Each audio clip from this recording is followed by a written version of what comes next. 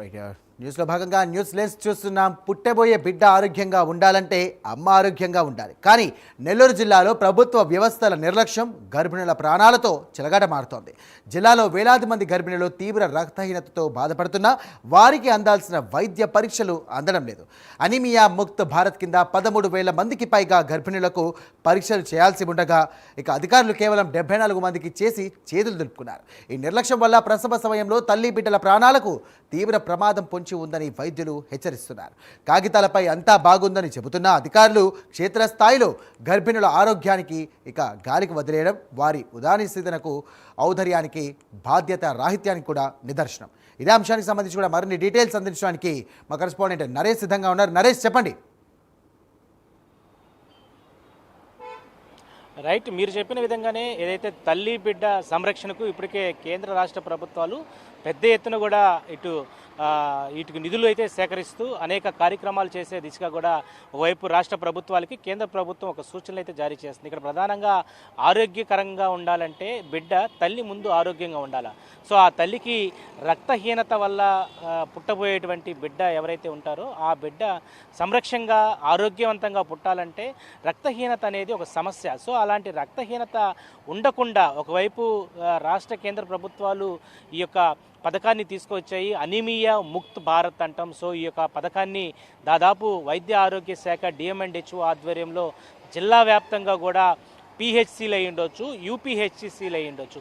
దీంట్లో ఉన్నటువంటి ఎవరైతే విధులు నిర్వహిస్తారో ఆ సిబ్బంది కాకుండా మళ్ళీ గర్భిణీ స్త్రీలను ప్రత్యేకించి కూడా ఐడెంటిఫై చేయడానికి కూడా ఒకవైపు అంగన్వాడీ కేంద్రాలు, మ్యాపింగ్ కేంద్రాలు ఉంటాయి. సో ఎవరైతే అంగన్వాడీ మ్యాపింగ్ కేంద్రాలకు వాళ్ళ పరిధిలో ఉన్నటువంటి గర్భిణులు ఎవరైతే ఉంటారో ఆ గర్భిణులకు కూడా తరచూ ఈ యొక్క రక్త పరీక్షలు చేపిస్తూ ఉండాలా. తల్లి బిడ్డ సంరక్షణకు సంబంధించి రక్తహీనత హెచ్బికి సంబంధించినటువంటి HB1 అంటే యాక్చువల్లీ రక్తంలో ఎలాంటి మార్పులు వస్తున్నాయి, రక్తం సంబంధించినటువంటి రక్తహీనత ఏ విధంగా వాళ్ళు ముందుకు కొనసాగుతున్నారు, పుట్టబోయేటువంటి బిడ్డ ఆరోగ్యంగా తల్లి బాగుంటేనే కదా పుట్టేదనే యొక్క ఉద్దేశంతో ఎంతో ఈ యొక్క కార్యక్రమాన్ని కేంద్ర రాష్ట్ర ప్రభుత్వాలు ముందుకు తీసుకెళ్తా ఉంటే ఇటు నెల్లూరు జిల్లాలో అధికారుల యొక్క నిర్లక్ష్యానికి గర్భిణులు అనేక ఇబ్బందులు అయితే ఎదుర్కొంటున్నారని చెప్పుకోవాలి. ఇక్కడ దీనికి ప్రధాన కారణం ఏంటంటే దాదాపు జిల్లా వ్యాప్తంగా కూడా 13,059 మంది గర్భిణీలు ఉన్నారు.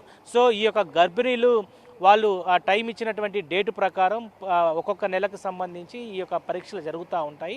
అందులో కేవలం మన నిన్నటి జనవరి 31కి మనం చూస్తే 3,029 మందికి ఈ యొక్క గర్భిణీ స్త్రీలకు పరీక్ష చేయాలి. అయితే 3,000 పైగా చిల్లర గర్భిణీ స్త్రీలకు పరీక్ష చేయాల్సి వస్తే అక్కడ కేవలం చేసింది 74 మందికే. అంటే 74 మందికి చేస్తే మిగతా తల్లుల యొక్క వాళ్ళ యొక్క అప్డేట్ ఎలా తెలుస్తుంది? దీనికి సంబంధించి ఒక ఫండ్ ఇస్తున్నారు కేంద్ర ప్రభుత్వం, రాష్ట్ర ప్రభుత్వం దీన్ని ఎంతో ప్రతిష్టాత్మకంగా ముందుకు తీసుకెళ్తా ఉంది. పిహెచ్సిలు, యూపీహెచ్సిలు, అంగన్వాడీ కేంద్రాలు ఇవన్నీ కూడా పనిచేస్తే ఈరోజు జిల్లాలో ఉన్నటువంటి 3,000 పైగా ఉన్నటువంటి గర్భిణీలకు కేవలం 74 చేస్తే మిగతా గర్భిణీలు ఎందుకు చేయలేకపోయారు? అంటే అధికారులు నిర్లక్ష్యంగా, పై అధికారులు నిర్లక్ష్యంగా ఉంటే కింద అధికారులు ఎవరు పనిచేస్తారు, సిబ్బంది ఎవరు పనిచేస్తారు? సో వీటన్నిటి మీద ప్రస్తుతం ఒక జిల్లా వ్యాప్తంగా కూడా వైద్య ఆరోగ్య శాఖలో అనేక అవినీతులు జరుగుతూ ఉంటాయి. కానీ కనీసం చేయాల్సినటువంటి పనులు కూడా చేయలేకపోతే ఎలాంటి పరిస్థితులు ఉంటాయనేది ఒక ఆందోళన అయితే కొనసాగుతుంది. దాదాపు పిహెచ్సిలు మనం చూస్తే జిల్లా వ్యాప్తంగా మనం చూస్తే 54 పైగా ఉన్నాయి. యూపీహెచ్సిలు చూస్తే 29 ఉన్నాయి. వీటన్నిటి మీద పూర్తి స్థాయిలో కూడా అధికారులు, వైద్య ఆరోగ్య శాఖ దృష్టి పెట్టాలని చెప్పి జిల్లా వ్యాప్తంగా ఉన్నటువంటి ప్రజానీకం అయి ఉండొచ్చు, తల్లిల యొక్క సంరక్షణ కొరకు అందరూ కూడా ఆశిస్తున్నటువంటి పరిస్థితి అయితే ఉంది. Thank you Naresh.